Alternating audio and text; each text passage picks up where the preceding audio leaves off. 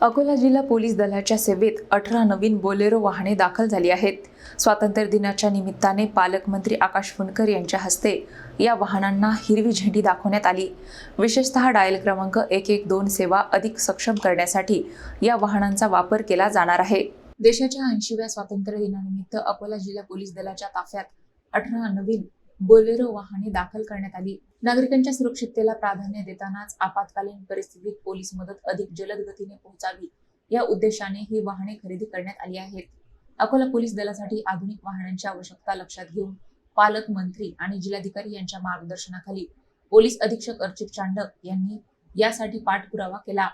त्यानंतर पोलीस विभागासाठी एकूण 20 नवीन बोलेरो वाहने खरेदी करण्यास शासनाची मंजुरी मिळाली असून त्यासाठी 1,83,00,000 रुपयांचा निधी मंजूर करण्यात आला आहे। त्यापैकी 18 वाहने सध्या सेवेत दाखल झाली असून उर्वरित 2 वाहने लवकरच ताफ्यात दाखल होणार आहेत। स्वातंत्र्य दिनाच्या निमित्ताने पालकमंत्री आकाश फुंडकर यांच्या हस्ते या वाहनांना हिरवी झेंडी दाखवण्यात आली।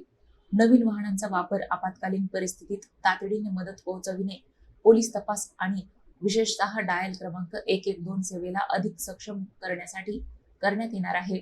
त्यामुळे नागरिकांच्या मदतीसाठी आलेला कॉल आणि घटनास्थळी पोलीस पथक पोहोचण्याच्या वेळेत मोठी सुधारणा होण्याची अपेक्षा आहे।